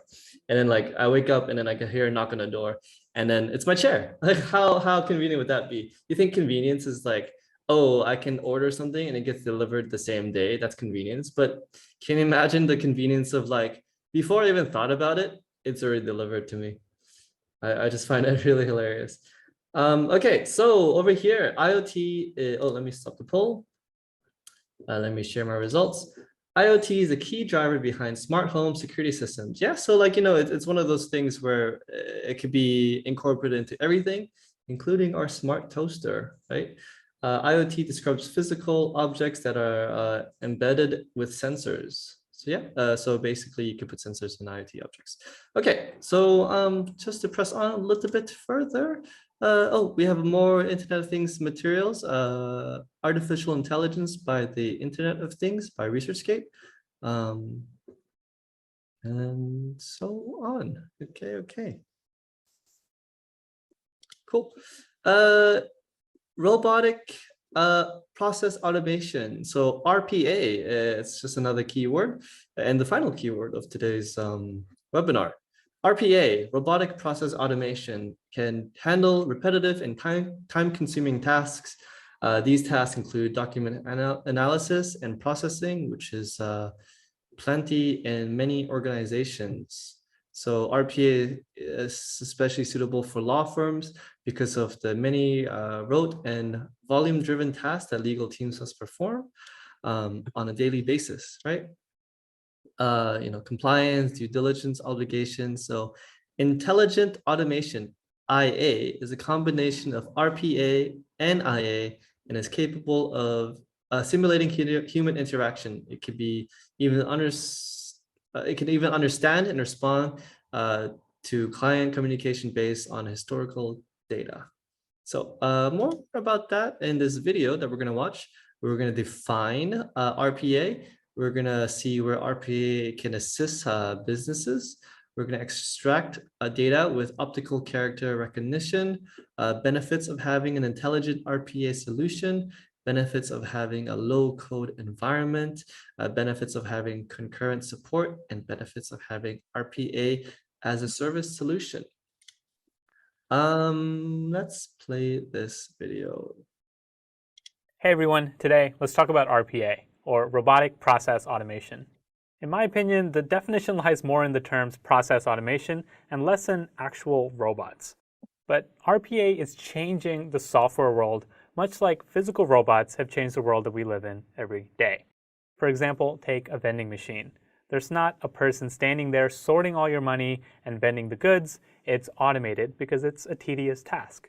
Now, RPA is doing the same thing in the software world for tedious or repetitive tasks. But for things like IT, or even business process management, RPA is not going to help.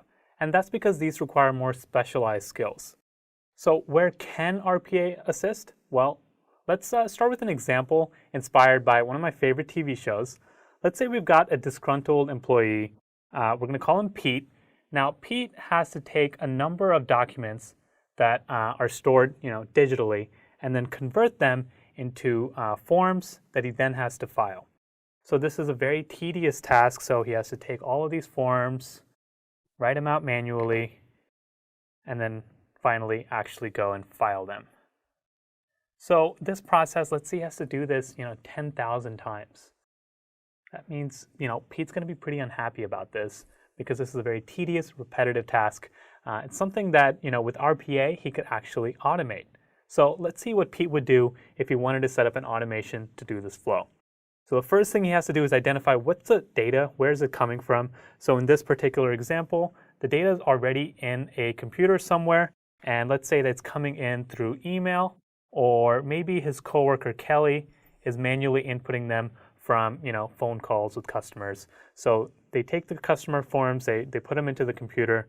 Now Pete has to extract data, right? So that's going to be the first thing that RPA can help with. So with OCR, or optical character recognition, along with the data that's in the computer, Pete's able to pull out data, and what he's going to do is actually extract that data for further processing. So that data can be things like the customer's name and the info. Let's say in the customer form, it's the complaints that make up that information. So taking that data, so the next thing Pete's going to do is, let's say, validate it. So make sure that none of the data is corrupt and, all of the data looks good. Finally, he has to input it into a digital form. So he puts it into a digital form, and finally, he sends it off to a printer.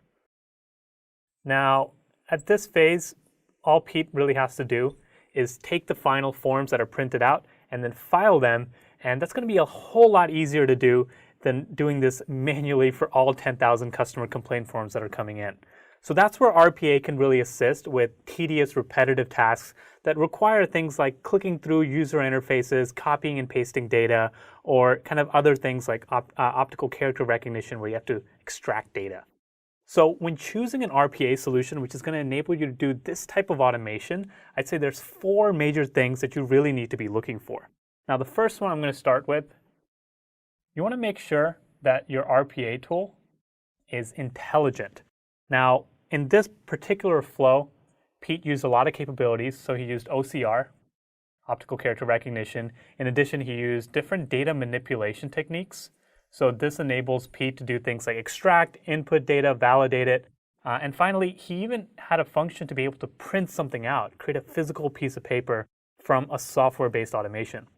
That's just scratching the tip of what robot RPA can do today. So another thing RPA can do is things like AI or machine learning to train a model to recognize not just simple characters, but maybe even images. So that's something that Pete might want to augment this automation with in the future. So that's one thing you want to make sure is that your RPA tool is intelligent. Number 2, low code. So RPA is really only going to be effective if the users that are creating these automation find that process to be easy. Otherwise, management might choose to actually just have their employees do it manually if creating this type of automation was too time-consuming. So a low-code RPA environment is going to enable Pete to do things like drag and drop components and have minimal touch to actually get this automation created end-to-end. Number 3, concurrency. So this is going to be the ability to run multiple robots at the same time, multiple automation tasks. So for the 10,000 customer complaint forms, say this task takes 15 seconds, that's a lot of time. So imagine if you could launch multiple robots and divvy up that work. Well, you could get through the task at hand much more quickly. So an RPA solution should have concurrency support. And the last one I want to mention here is RPA as a service. Now, an as-a-service model is going to come with a number of advantages. For one, it's going to give you shorter time to value. And that's because Pete doesn't have to worry about spinning up his own infrastructure, installing the software, managing that environment. He can just log in and start building these automations right away. That brings me to my next point, currency. So not concurrency, but currency, which is keeping up with the latest versions that are available. So RPA and the world of RPA is changing quite rapidly. And so with some of the intelligent capabilities enabled within RPA, say a new version of OCR comes out and he wants to use it, well, with an RPA as a service capability, you can get updates more quickly. You're more current with the latest versions of software. So you get to use those latest components, and maybe OCR 2.0 kind of helps fix some of the bugs with pulling data from customer complaint forms. Finally, I think the last one that I want to mention here is that it allows you to collaborate. So imagine that Pete builds this automation, publishes it, and then now wants to share it with the Nashua branch of his company so that they can take advantage of the same process to automate this flow and kind of file customer complaint forms. So as a service environments generally are multi-tenant and enable you to collaborate with your coworkers. So this was a quick overview of RPA. RPA tools are quickly growing in popularity, and so is the scope of what RPA is able to actually automate. Now, if you like this video, have any questions or comments, be sure to drop a like or a comment below. As always, stay tuned and subscribe for more videos like this in the future. Thank you. RPA is growing very rapidly, and the scope of what RPA is able to automate is also growing rapidly. Now, if you want to see what IBM is doing in the RPA space, be sure to check out the links in the description below. All right. So RPA, yeah, robotic process automation. A really simple example. For example, when I was growing up, I worked at this. I worked as an intern at this law firm, and one of those things, at a law firm is you have to read a lot of text, right? You got to read a lot of previous legal documents. And as an intern, all I did was photocopy like hundreds of pages. That's what I did.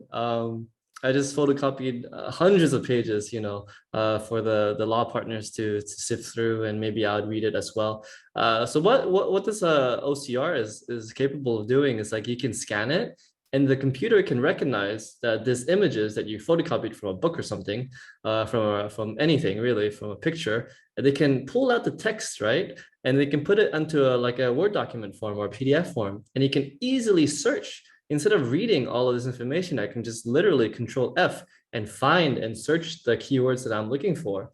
That is like infinitely more helpful, wouldn't it? Wouldn't it be?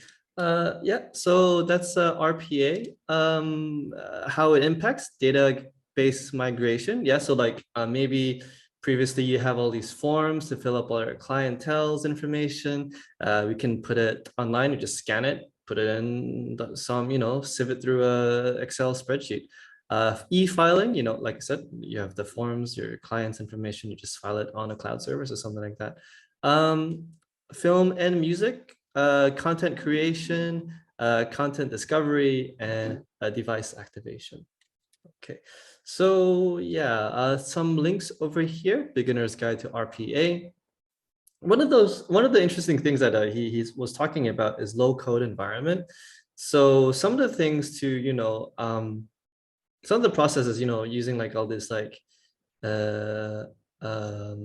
functions are quite tech heavy, and it's a lot of companies find it difficult to implement because you probably need a coder to do this. You probably need like several people to set this up. You need a professional to get all this done. So that's why when creating RPA or these kind of environments, it is important to realize that not everyone is maybe up to date with tech savviness.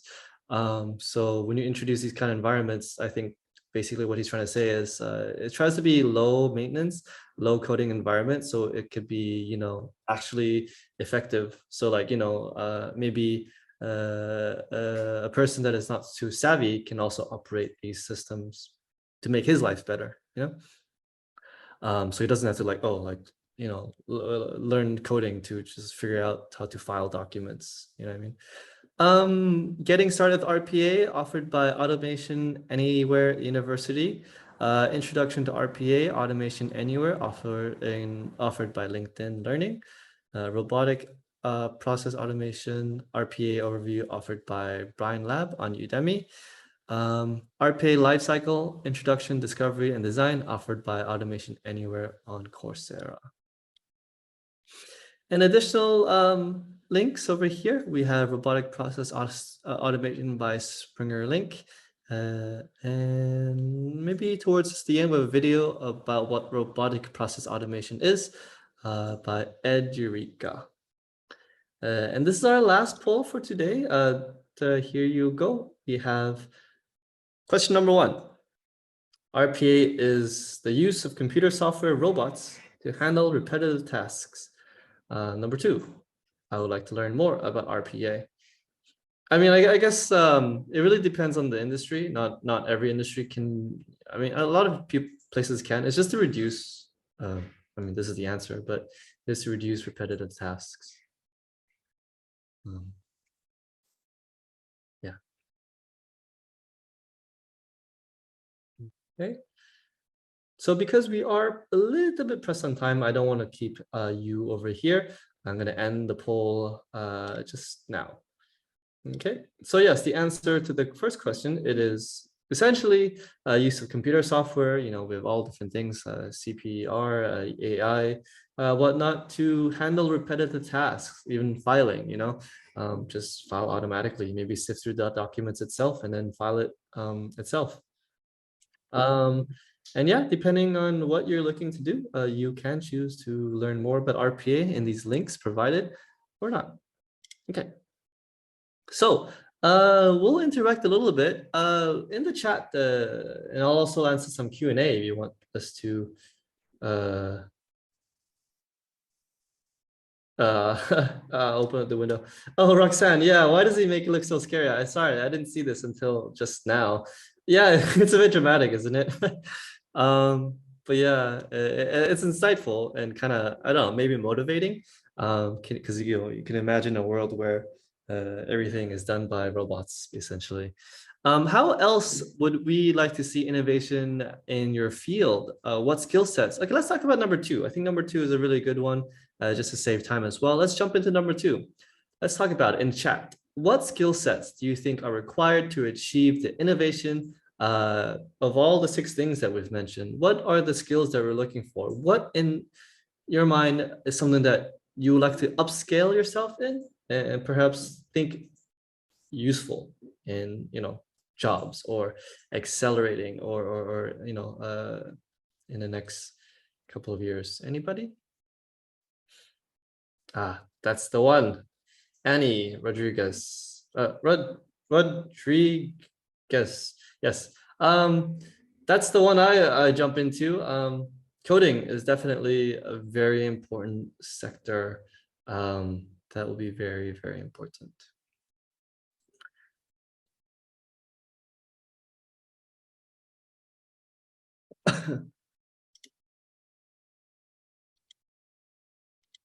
Okay. So over here we have Inspiring Women, Paving the Way for New Generations by Ayola. The latest Women Innovations Awards announced supporting female engineers. The Gender Effects of Firms' Innovative Activities in Emerging Economies by MDPI. 2020 Watch List, Women in Innovations, just a couple of articles. Women in Innovation, Understanding Barriers to Innovation by Ubiquity. All right. This is so like I said, our Empire Code has a couple of wings. We have a software team, we have an education team, and I did mention we have a philanthropy sort of team that we basically run these trainings. We encourage everyone to sign up for it. You know, if you want to encourage anyone in terms of tech literacy or any topics, really, you should check us out. Our link is over here, lovesback.com. Maybe our moderator will link it in the thing. Oh, there it is. Yeah, so you can sign up for an account at lovesback.com. So it's free to sign up, and you can take a look at the courses, especially this one called Empowering Women Through Technology for Sustainable Growth 5 and 17. Yeah. Yeah, please check us out. Please check us out. Yeah, so we have it linked in the chat window as well. Because we're pressed on time, I don't want to keep you guys too long, but I will answer this one question by Crush over here. Answer live. Hi, sir. I want to know which college or university is good for multimedia and filming courses in the USA, especially Seattle. Well, you know, I went to University of Maryland, so it's literally the opposite side. I'm not too sure about Seattle, apart from, you know, some big name companies that reside there, like Microsoft. I mean, University of Seattle has to be good. University of Washington has to be good in Seattle. Perhaps if you're in that region, in the West region, you could take a look at California areas. USC has great programs, especially for international students. So USC is definitely a very good school that is more accessible for international students, as far as I know. I have a lot of friends that are maybe from overseas, not Americans, that go to USC. If you want to consider looking at that. Yeah, so yeah, I mean, I'm here. I don't want to keep you, but so you can ask the questions in the Q&A little chat window that you can see in this Zoom. But yes, over here, it is this link over here. Please go to bit.ly/SDG-LA, Law and Arts, right? This is a link. So we need this survey to be filled out by everyone. Especially if you want to get your certificate of attendance, which we'll send out periodically very soon. Okay, so again, open up a browser, go to bit.ly/SDG-LA. And then you should be given this page where you can answer a little survey about how today's session was ran, maybe some other questions, and then with that information, with your name on it, we can send you this certificate of attendance. Thank you so much for joining us today. Thank you, UNESCO, for having me. Yeah. Any questions? I will be here in the chat room.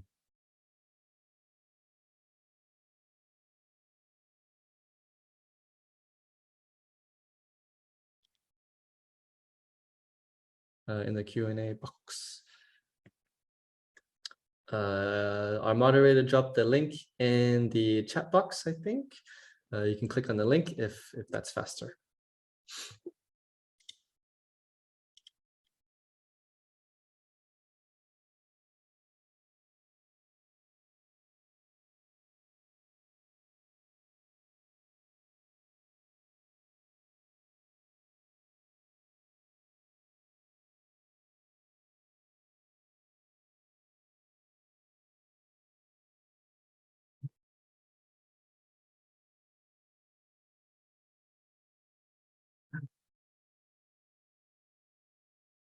Yeah, so this is the contact details. This is actually contact details for Empire Code. This is our one of our directors, Jasmine.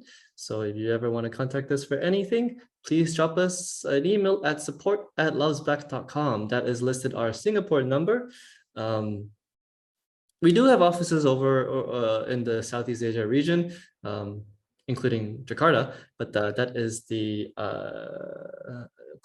phone number for the Singapore office, our main office, I should say.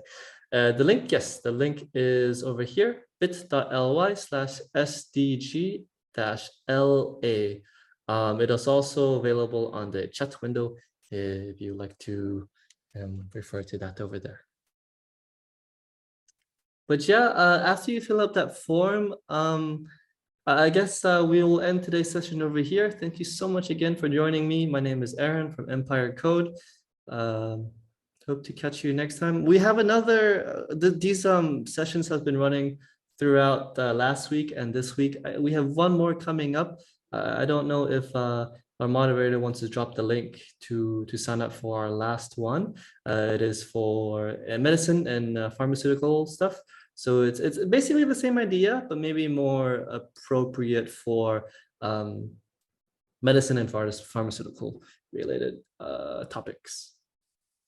Yeah, hope you walked away with at least a brief introduction on 6 very important things, hot topics, hot keywords. Yeah.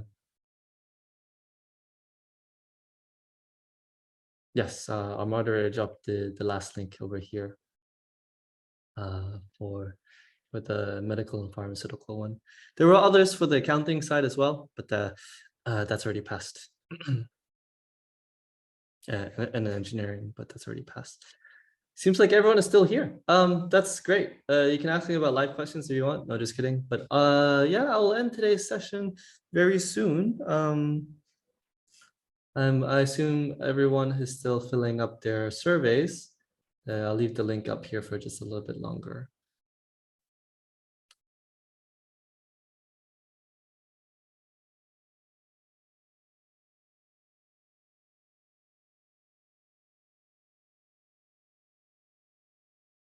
Thank you, thank you. Thank you, Roxanne, thank you. All right, and just in case, the slide that I have to go back to, this is our contact details. Lovesback at support@lovesback.com. Yeah, so Empire Code is, we have a couple of arms, we call it, and Lovesback is just one of them, focused on these kind of training sessions.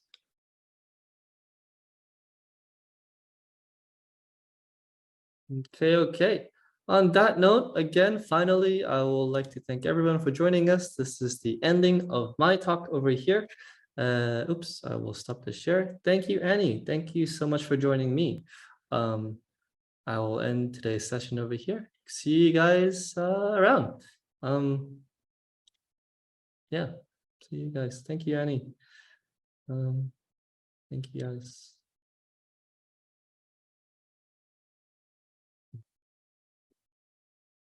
All right, I'm gonna go ahead and end today's session. Thank you guys. Thank you.